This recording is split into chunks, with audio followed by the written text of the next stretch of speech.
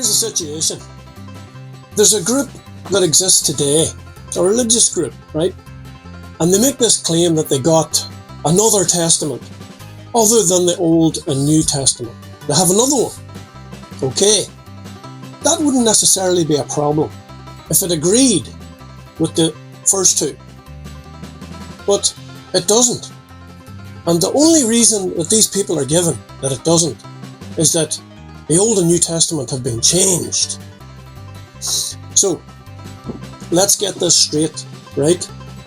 What you're telling me is that an all-powerful God who's in charge of the whole universe and whose holy word can never be changed, gave his holy word through Moses, the literate man educated in Egypt, and then went through a whole pile of prophets up until the time when the Romans were in Palestine.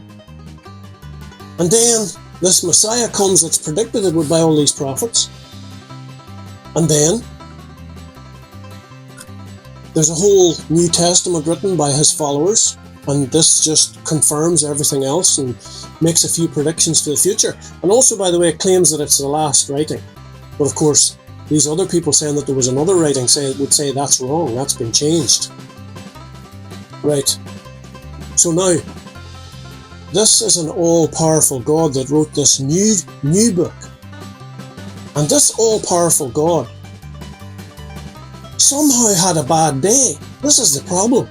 This all-powerful God had a bad day because somehow these bad men took his holy, unchangeable, unbreakable word and they mixed it with animal excrement.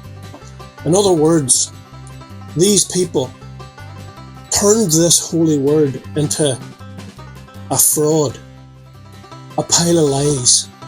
And the only places that you can trust in these books now, the Old and New Testament, are the parts that agree with the new one. And the new one, written hundreds of years later, mind you, the new one is God's absolutely powerful word, and it can't be changed. It can never be changed.